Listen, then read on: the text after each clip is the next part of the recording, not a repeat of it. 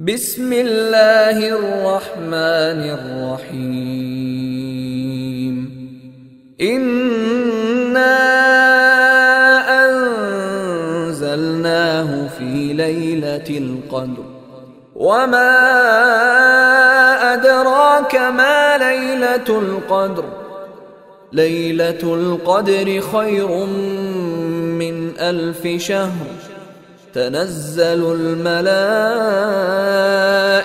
والروح فيها بإذن ربهم من كل أمر سلام هي حتى مطلع الفجر.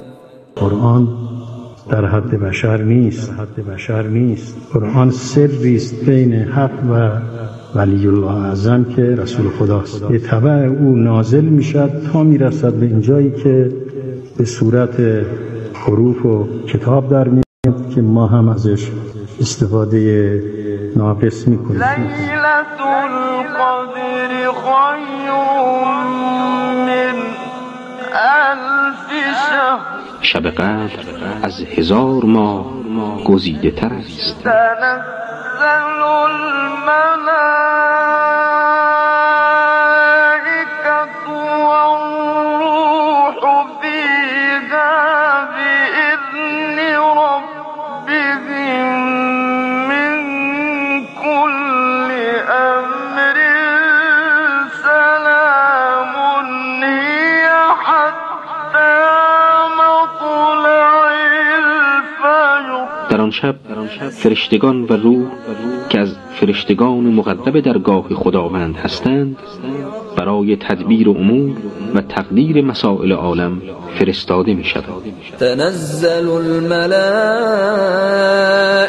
والروح فيها بإذن ربهم من كل أمر. رو قدرت ولی اعظم است که قرآن نازل می شود و ملائک نازل می شود.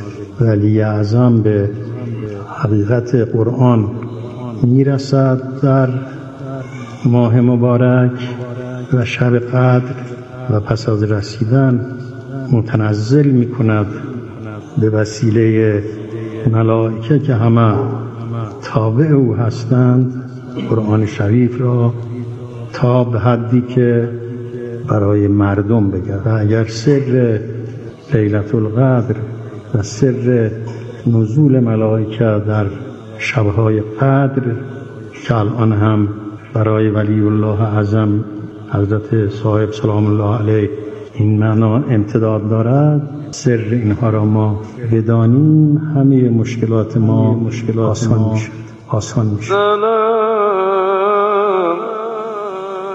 هي حتى مطلع الفجر. و ملائکه در آن شب مؤمنان و عبادت کنندگان را تا صبح دم سلام و درود می‌فرستند.